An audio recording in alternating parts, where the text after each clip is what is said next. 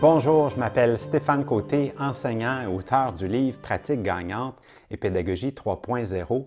Aujourd'hui, dans cette belle journée de tempête avec un éclairage fantastique, je m'apprête à vous lire des passages du livre. Un passage en particulier qui s'avère être dans l'introduction puis qui nous explique un peu c'est quoi la base de la pédagogie 3.0 puis qu'est-ce qu'on va en retirer comme enseignant si on se met à le lire, à le déployer. Donc, l'idée est de vous donner peut-être le goût d'acheter le livre et pour ceux qui l'ont déjà, peut-être de revenir aux certains passages que je vais m'amuser à vous lire de temps en temps puis de dire « Ah, c'est ça qu'il voulait dire » parce que je vais nécessairement approfondir un peu ce qui se trouve dans le livre. Alors, on est vraiment à ce moment-ci dans l'introduction, donc au début.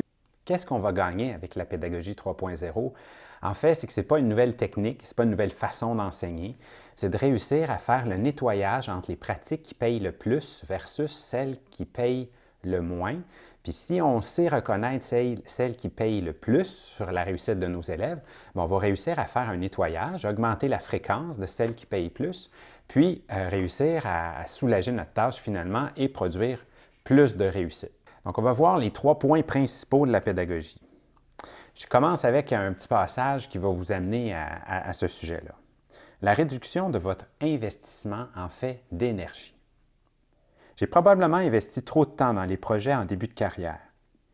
Le regret que j'ai aujourd'hui, c'est que j'ai vraiment pensé innover en inventant 33 projets que je croyais être différents alors que dans la réalité, ils étaient tous montés de la même manière. Certes, les sujets et les technologies changeaient, mais essentiellement, il s'agissait de répétition de pratiques très payantes sur le plan de la motivation. En outre, ces projets ne donnaient pas grand résultat observable sur l'apprentissage. Qui plus est, ceux qui ont le plus écopé de ce temps en classe investi dans des projets furent justement les élèves en difficulté. Je m'en veux de ne jamais avoir pris ce recul qui m'aurait permis de réorienter mes interventions, à ce moment-là, tout de moins. C'était la réforme de 2000 à 2008, donc on nous encourageait vraiment à enseigner par projet. À ce moment-là, je ne savais pas, mais c'était pour moi une erreur. Je n'avais alors jamais pensé que nous pouvions travailler moins en produisant plus d'effets si nous arrivions à mesurer nos pratiques. Si je proposais les 2 techniques d'enseignement suivantes, laquelle choisiriez-vous? La technique A nous amène avec un temps investi de 3 heures à environ 50 des élèves qui obtiendraient plus de 80 si je leur passais une évaluation. Dans la technique 2, la technique B, disons que je réussirais à investir 1 heure et demie pour produire 75 après 1 heure et demie, si je testais les élèves, 75 des élèves auraient plus de 80 Lequel des deux serait moins énergivore? Lequel des deux j'aurais le goût d'essayer? Lequel des deux je devrais mettre en pratique en tant qu'enseignant pour gagner le temps finalement qui nous manque tout le temps? Bien, la réponse est assez claire. Et ce qu'il y a de beau, c'est entre la technique A et la technique B, ce n'est pas tant que l'enseignant doit se transformer, se modifier, c'est juste qu'il doit réussir à enlever ce qui paye moins dans la réussite, puis améliorer ce qui paye plus. C'est déjà tous des pratiques que tous les enseignants ont fait déjà. Dès lors, que feriez-vous avec l'heure et demie dégagée par cette efficacité? Vous en profiteriez pour engager encore plus d'élèves. Travailler moins pour obtenir plus de résultats, c'est possible. En fait, si on va dans une classe où un enseignement est hautement efficace, c'est-à-dire qu'il produit beaucoup de progression dans sa classe, puis un autre enseignant où il n'en produit moins, la différence entre les deux, ce n'est pas le temps, ce n'est pas l'utilisation de la technologie, ce n'est pas différents facteurs externes au choix qui revient à l'enseignant. En fait, c'est vraiment des décisions pédagogiques qui produisent des changements. Donc, on utilise des techniques qui sont plus payantes que les enseignants qui ont peut-être moins d'effet sur la réussite. On utilise des façons de gérer la classe qui sont plus payantes sur le changement ou le maintien de comportement qui va faire qu'on va travailler finalement beaucoup moins et on va s'épuiser aussi beaucoup moins à la fin d'une journée. Donc, c'est la philosophie du livre, c'est l'objectif du livre, c'est de réussir à vérifier si nos pratiques qu'on fait produisent l'effet qu'on souhaite obtenir. 3 éléments de la pédagogie 3.0. Donc, j'enseignais de différentes manières, puis j'ai changé d'école volontairement pour aller dans un milieu hautement défavorisé pour vérifier si ce que j'avais mis en place semblait payer. Quand j'ai changé de milieu puis j'ai été dans une école à haut taux de défavorisation, mais c'est à ce moment-là que j'ai réalisé que certaines de mes pratiques n'étaient pas au point. Et à force de me creuser le manège puis de chercher qu'est-ce que je pouvais changer pour réussir à engager ces élèves-là qui m'épuisaient complètement, c'est arrivé il y a 6 ans, cette expérience-là, en fait, c'est quand j'ai amené l'emphase, quand j'ai amené l'attention des élèves sur la progression au niveau académique.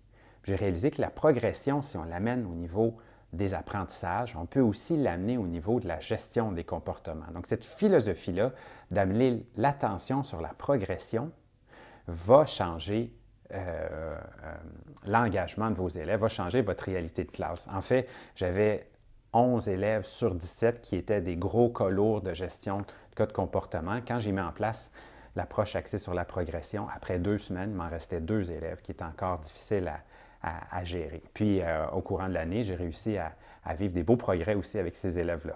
Donc, alors qu'auparavant, je mettais en place plein de pratiques, plein d'exercices, plein de tentatives, plein de tâches, toutes plus stimulantes les unes que les autres, puis je ne réussissais pas à faire baisser ce niveau, cette quantité d'élèves-là qui m'occasionnait beaucoup d'épuisement professionnel et même quasiment un désengagement là, à un certain moment de ma carrière. Donc, l'engagement par la progression. Pour déclencher et favoriser l'engagement de la majorité des élèves, voire de l'ensemble d'une classe, il est important de communiquer à chacun les progrès mesurés dans les évaluations. Je vais revenir. L'évaluation fait partie du livre parce que c'est l'élément numéro 1 que j'ai trouvé pour déclencher, pour engager les élèves. Ça tourne autour de l'évaluation. Fonctionner aussi peut donner un nouveau souffle à n'importe quelle classe. L'élève qui a obtenu 50 pour être encouragé à aller de l'avant en déployant de nouvelles stratégies, en fait, c'est de nouvelles stratégies par rapport à lui-même, et ainsi être conscient de son progrès. Pour un autre élève, une baisse de 90 à 85 sera plutôt passée sous silence. On soulignera la progression d'un élève qui passe de 50 à 60 et l'attention sera portée sur lui. Par exemple, je remets des évaluations, il y a ces progressions-là qui sont marquées sur les feuilles. Je vais demander à l'élève qui reçoit sa feuille sur laquelle sa progression est notée, puis je vais demander en discussion de classe, par exemple, de dire « OK, toi, tu viens de progresser, qu'est-ce que tu as fait de nouveau que tu ne faisais pas auparavant? » Puis les élèves dans la classe, ils ne savent pas quel est le résultat de cet élève-là. Ils savent juste que lui vient de progresser, puis ils vont être très attentifs. Parce que les élèves aussi veulent savoir comment être efficients dans leur apprentissage, comment travailler moins pour vivre plus de progression. Les élèves sont très intéressés à ça aussi. Je me suis longtemps questionné à savoir qu'est-ce qui engageait les élèves, pourquoi ils venaient dans la classe. Bon, c'est sûr que l'école est obligatoire, ça l'aide, mais une fois qu'ils étaient là, est-ce que c'était parce qu'ils voulaient avoir de l'attention de l'enseignant? Est-ce que c'était parce qu'ils voulaient avoir l'attention des pairs? Est-ce que c'était... Et il faut savoir que mon background, mon passé à moi, c'est être enseignant d'éducation physique. J'ai gagné, je suis devenu titulaire au primaire par accident, mais à la base, j'étudiais pour être prof d'éduc dans un gymnase. Puis, dans un gymnase, tu lances un ballon, puis instantanément, les élèves, sans expliquer quoi que ce soit, les élèves se lancent sur le ballon, puis vont essayer de faire toutes plein de choses. Puis là, je me suis dit, OK, dans un gymnase, ça peut être représenté sous forme d'un ballon, mais dans une classe, qu'est-ce qui stimule les élèves à aller de l'avant? Puis là, j'ai réalisé que les élèves ne couraient pas après l'apprentissage. Les élèves courent après les résultats. Puis là, il y en a qui se disent, moi j'enseigne en première année, les élèves ne sont pas intéressés par les résultats. C'est un peu faux en fait. Mon fils, il vient de passer la première année, il est en deuxième, puis déjà en première année, il revenait le soir puis il disait, ah, tel élève a eu telle note, puis moi j'ai eu moins ou moi j'ai eu plus. Donc les notes sont vraiment importantes auprès des élèves, qu'on le veuille ou pas. Alors, je me suis dit, si la note est importante, je vais essayer d'avoir un effet par la note sur l'engagement de l'élève. Et c'est là que la notion de progression est arrivée. Donc, j'informe les élèves qui viennent de vivre une progression sur leur copie d'examen, puis je mets l'emphase aussi sur ces éléments-là. Je donne le micro, là, comme on vient de voir, au niveau de la progression. Le deuxième élément de la 3.0, c'est l'efficacité. L'efficacité. Sans en faire une obsession, nous savons que le temps est souvent notre pire ennemi en classe. Nous avons tout juste le temps de couvrir la multitude de notions simples, par exemple les additions, le tableau de numération, et nous en avons peu à consacrer aux tâches complexes. Par exemple, le raisonnement, la multiplication, les résoudre en mathématiques. Les pertes de temps multiples en sont la cause. Une perte de temps de 20 minutes par jour, par exemple, dans des transitions, dans des explications magistrales ou à cause d'une gestion de classe qui est peut-être difficile, peut enlever jusqu'à 3 semaines d'école sur toute l'année. Si j'enlève 20 minutes par jour, ça veut dire 3 semaines que je perds dans une année. Puis là, vous dites, ah, ça va pas si mal que ça là, dans ma classe. Hein? Je ne perds pas 20 minutes par jour. Mais prenez un chrono puis regardez combien de temps que ça prend à sortir un cahier, sortir la collation, une explication que vous faites qui va peut-être dépasser dans le 30-35 minutes. Essayez de regarder tous les endroits où vous perdez du temps dans la classe. C'est ça, où est-ce que vous perdez du temps. Puis le 20 minutes, c'est assez fréquent qu'on perd un petit peu plus. On perd 2-3 minutes ici, 2-3 minutes là, 2-3 minutes là. Puis, bien souvent, c'est 20 minutes qui partent. Une seule explication magistrale dans une journée consomme souvent près de 40 à 50 minutes de temps de classe, alors que la même notion pourrait être montrée en 15 à 20 minutes. Dans le livre, on va voir des techniques pour devenir de plus en plus efficient à ce niveau-là. Comme vous arriverez à le faire lorsque vous aurez pris connaissance de la section sur l'enseignement explicite 3.0 liée à la gestion de la réussite. Dans l'ensemble des tâches qui incombent à un enseignant, ce ne sont pas toutes les améliorations qui vont générer un impact mesurable sur la réussite. Par exemple, une section de ce livre est consacrée à l'amélioration de la vitesse de correction pour arriver à gagner peut-être 5 à 10 minutes par pile de correction que vous avez. Donc, si vous réussissez à gagner 10 minutes par pile de correction fois 100, 120 copies qu'on corrige dans une année, bien, à l'autre bout de l'année, ça se compte en heures, en dizaines d'heures, ce que vous allez gagner en fait de temps et en fait d'épuisement aussi. J'enseigne en 5e année et je donne environ 133 évaluations là, par année. C'est un petit peu trop, je ne m'en vante pas, je devrais en donner moins, mais c'est ma réalité présentement. Donc, à travers ce chiffre-là, il y a 132 des 133 copies qui ont été remis la journée même. Donc, avec des techniques de correction plus rapides, puis là, vous dites là-dedans, s'il y en a fait 132 sur 133, il arrive même à corriger des résoudre, des productions écrites la journée même. Oui, j'arrive à le faire. Donc, c'est des techniques qui s'apprennent. Puis, puisqu'on passe beaucoup de temps, en fait, pédagogue dans la correction, aussi bien gagner en efficience. Donc, c'est l'efficience dans la classe, plus d'élèves qui vont se mettre à s'engager, mais c'est aussi l'efficience pour nous, enseignants, donc perdre moins de temps dans des pratiques là, qui sont épuisantes, là, éreintantes pour l'enseignant. Le troisième point qui est important, c'est la contribution. La contribution, pas la collaboration entre les élèves, mais réussir à instaurer des systèmes de contribution.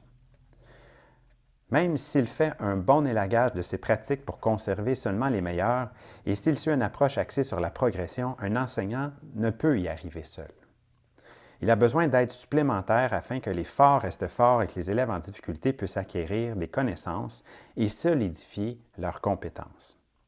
Sinon, cet enseignant se retrouvera dans une classe éventrée par les écarts pédagogiques importants qui exigera de lui une forme de dédoublement épuisant.